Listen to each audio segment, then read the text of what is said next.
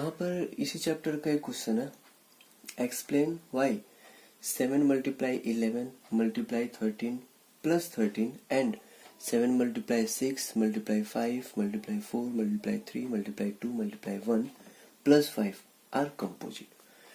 ये number and ये number, ये दोनों नंबर कंपोजिट क्यों है, यही हमको एक्सप्लेन करना है। ठीक है, उससे पहले आप ये जान लीजिए कंपोजिट नंबर्स क्या होते हैं। कोई भी ऐसे नंबर्स जिनके सिर्फ दो फैक्टर नहीं बल्कि उससे अधिक फैक्टर हो। कौन से दो फैक्टर? एक तो 1 एंड एक इटसेल्फ।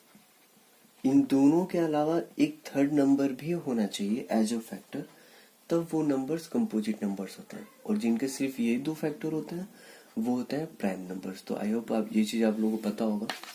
चलिए, तो इसे हम कैसे सॉल्व करेंगे, कैसे हम इसे दिखाएंगे कि ये कंपोजिट है।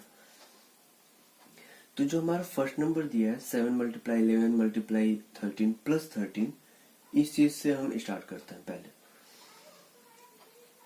7 मल्टीप्लाई 11 मल्टीप्लाई 13 प्लस 13, इसे हम सॉल्व करेंगे। अब देखिए यहाँ पे आपको टू टर्म्स दिख रहे होंगे, ये प्लस है, यहाँ पे आपको टू टर्म्स दिख रहे होंगे, एक ये first term and second term. इन दोनों में 13 कॉमन है, 13 हमने कॉमन कर लिया। ब्रैकेट में बचेंगे 7 मल्टीप्लाई 11 एंड प्लस 1 कर 13 इन ब्रैकेट 77 11 7 जा एंड प्लस 1 13 मल्टीप्लाई 78। ठीक है, और क्या हम इसको कुछ 13 के फॉर्म में लिख सकते हैं? 13 6 जा होता है ना, 13 6 जा। 13 सिर्फ इसलिए किए क्योंकि हमें एक 13 ऑलरेडी मालूम था, इसलिए 13 6 जा 78। चलिए, यहाँ तक हम इसे रहने देते हैं। अच्छा, यहाँ पर आपको देखकर कुछ समझ में आ रहा है? कंपोजिट नंबर्स क्या आते हैं? कंपोजिट नंबर्स में एक तो फैक्टर होता है 1, ठीक है, एक नंबर होता है इटसेल्फ। इसे हम जरा और डाउन लिखते हैं। एक होता है 1, एक होता है इटसेल्फ यानी कि सेम जो नंबर होगा, और एक अदर नंबर होता है ना। यानी कि फैक्टर में अगर हमको दो नंबर्स दिख गए 1 के अलावा, क्योंकि 1 तो सब में रहता है, अगर हमको दो नंबर्स दिख गए एज अ फैक्टर तो समझ जाइएगा कि वो कंपोजिट है। अब इनमें से कोई भी एक इटसेल्फ हो सकता है। जैसे यहाँ 1 तो है, तो एक तो 1 हो गया, कोई एक इटसेल्फ है, या तो 13 इटसेल्फ है या 6 इटसेल्फ है, बट उनके अलावा एक अदर नंबर भी तो दिख रहा है ना। अगर हम 13 को इटसेल्फ काउंट करते हैं तो 6 अदर नंबर मिल जा रहा है। अगर 6 को काउंट करते हैं इटसेल्फ तो 13 एक अदर नंबर मिल जा रहा है। तो यहाँ पे आपको 1 2 3 फैक्टर्स मिल जा रहा है, 1 6 एंड 13। और जब 2 से अधिक फैक्टर्स मिल रहे हैं 1 एंड इटसेल्फ के अलावा, सो ये नंबर तो कंपोजिट है। उसी तरह इस नंबर को देखते हैं, इस नंबर को भी हम लोग वैसे ही सॉल्व करेंगे। यहां तक हो गया ना। इसके बाद इस नंबर से हम फिर स्टार्ट करते हैं। And 7 multiply 6 multiply 5 multiply 4 multiply 3 2 1 plus 5।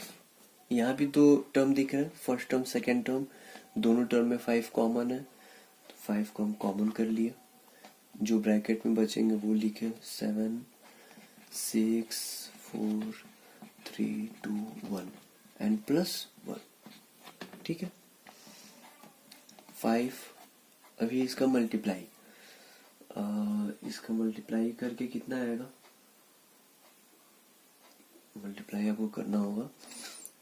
चलिए, तो 7 6 जा 42 एंड 42 4 जा 168 168 3 जा 504 एंड 2 जा 504, मतलब 1008 1080 होगा ना।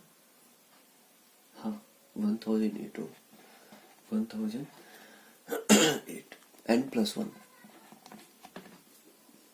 ये रफ वर्क आप कर भी सकते हैं, रफ वर्क आप कर लीजिएगा। फिर 5 मल्टीप्लाई 109। अब 109 का फैक्टर कीजिए जैसे कि 78 का किया था हमने। उसकी नीड भी नहीं पड़ेगी, पता है क्यों? क्योंकि यहाँ पर हमें 13 का तो इजीली मिल गया था।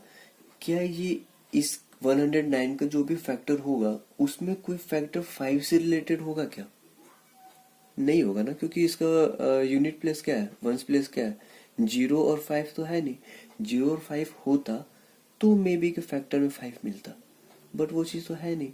तो ऑब्वियसली इसका हम फैक्टर कर भी लें तो भी उनमें कहीं भी 5 नहीं मिलेगा, हमें अदर नंबर्स ही मिलेंगे, 5 के अलावा दूसरे नंबर्स ही मिलेंगे हमको। करेक्ट? तो इन दोनों में वही सेम चीजें हमें मिल रही है। हियर हम लोग को यहाँ पे क्या दिख रहा?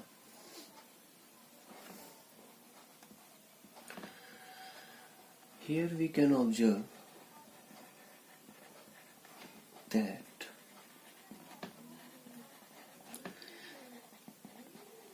The given expression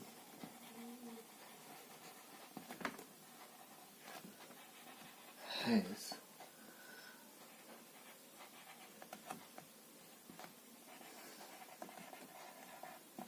is factors other than 1 and the number itself। यही चीज हमें मिल रही है ना। हमें 1, इसमें भी 1 लिख देते हैं क्योंकि कोई डिफरेंस तो होगा नहीं। 1 एंड इटसेल्फ के अलावा एक अदर नंबर मिल रहा, 1 एंड इटसेल्फ के अलावा अदर नंबर मिल रहा है ना। तो जब ज्यादा फैक्टर्स होते हैं तो वो प्राइम नहीं बल्कि कंपोजिट नंबर होता है।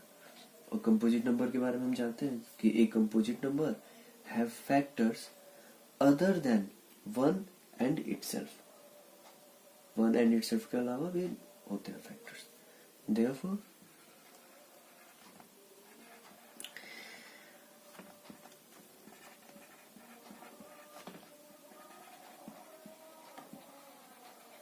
above numbers are